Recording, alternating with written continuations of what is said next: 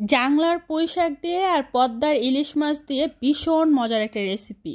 Hello everyone, আসসালামু আলাইকুম। চলে আসছি নতুন আরও একটি ডেইলি ব্লগ নিয়ে।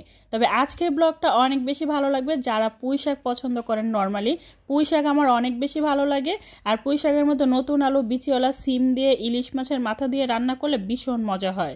প্রথমে আমি পুঁই শাকটা ভালোভাবে কেটে নিয়েছি।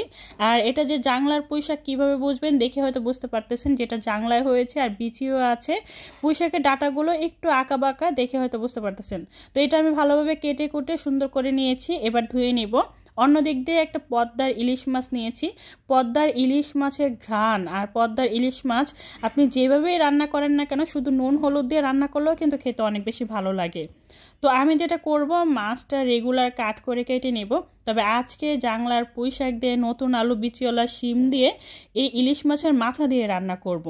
তো মাছটা কাটা হয়ে গিয়েছে, এইটুকু হয়েছে। তো প্রথমে আমি মাছের মাথা আর এই যে কিছু কাটাকুটি এগুলো আলাদা করে নিব, ওইগুলো দিয়ে রান্না করব, আর বাকিগুলো আমি ফ্রিজে করে রেখে দিব।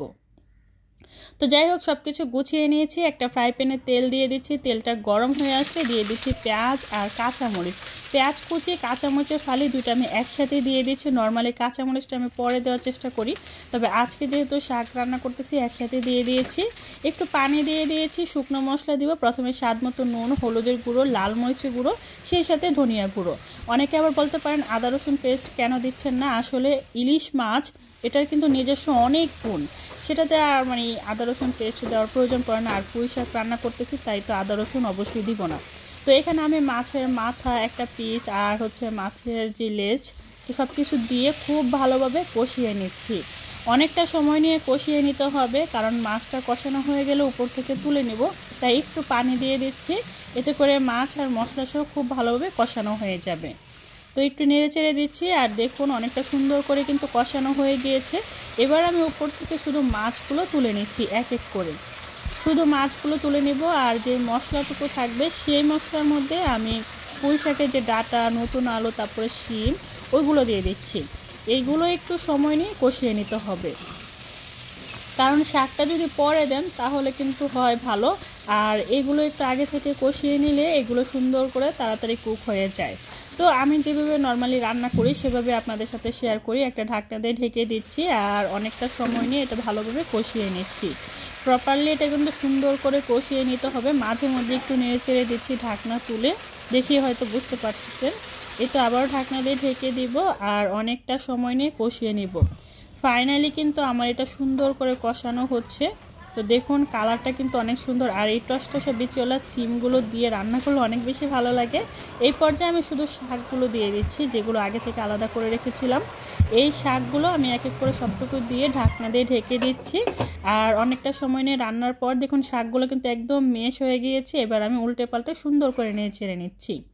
এটা আমি সুন্দর করে নেড়ে চেড়ে নিব, কারণ এখনও কিন্তু কষানোই হচ্ছে। আমি কিন্তু কোনো প্রকার এখনও ঝোল দেইনি, শুধু একটু মাছের মধ্যে কষানোর সময় একটু পানি দিয়েছিলাম। এই পর্যায়ে একটু ঝোল দিয়ে দিচ্ছি, কারণ এখন আমি এটা প্রপারলি রান্নাটা করে নিব।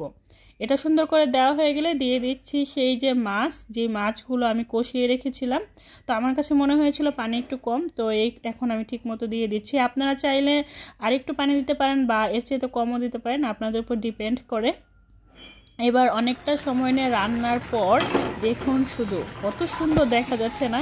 যারা কিনা পুঁই শাক পছন্দ করেন না, আমার মনে হয় তাদের এই তরকারিটা অনেক বেশি পছন্দ হবে।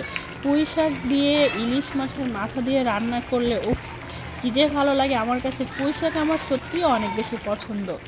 তো যাই হোক, সুন্দর করে রান্নাটা হয়ে গিয়েছে। আর আমার রান্নার পর ঝোলটা এরকম থাকবে, খুব বেশিও না আবার এত বেশি কমও না, একদম মাখো মাখো একটা সাইজ থাকবে। তো যাই হোক, আমি এখন গরম গরম ভাত নিয়ে নিচ্ছি রাইস কুকার থেকে। আর সব সময় না আমার এরকম গরম গরম ধোয়া ওঠা ভাত খেতেই ভালো লাগে। এখন যেহেতু শীতের দিন, আর এই তো আমার পছন্দের পুঁই শাকের তরকারি নিচ্ছি। জাংলার পুঁই শাক দিয়ে ইলিশ মাছের মাথা দিয়ে রান্না করেছি। উফ, এই তরকারিটা আমার আর কিচ্ছু লাগবে না, এটা থাকলেই হবে, আর কোনো কিছু চাই না। তো এখন আমি এই পুঁই শাকের তরকারি দিয়ে পেট ভরে ভাত খাবো। তো আজকের এই ভিডিওটা কেমন লাগছে অবশ্যই কমেন্ট করে জানাবেন। ভালো লাগলে লাইক, কমেন্ট, শেয়ার করতে ভুলবেন না। প্লিজ চ্যানেলটা সাবস্ক্রাইব করে রাখবেন আর পেজে লাইক ফলো দিয়ে সবসময় সাপোর্ট করবেন। আপনাদের লাইক কমেন্ট শেয়ার আমাকে নতুন নতুন ভিডিও দেওয়ার অনুপ্রেরণা যোগায়। তো আজকে এই পর্যন্তই, সবাই ভালো থাকবেন, সুস্থ থাকবেন আর অবশ্যই আমার জন্য দোয়া করবেন। আল্লাহ হাফেজ।